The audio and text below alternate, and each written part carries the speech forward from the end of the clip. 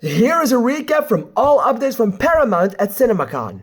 For the Teenage Mutant Ninja Turtles Mutant Mayhem 2, what a title, they announced that both Shredder and Krang will be appearing in the film. We finally got a release date for the Call of Duty film. That one is coming on June 30th, 2028. We also got some new updates on a new film starring Brad Pitt and a dog. It's going to be a survival thriller that's going to be releasing this year.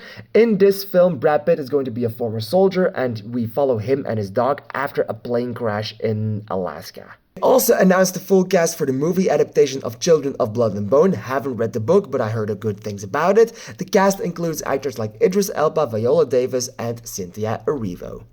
And lastly, Selena Gomez has been cast in a new film from director Brady Corbet. It's going to be a 4-hour-long film about the occult history from America, and it's going to be rated for 17 years and older. Okay.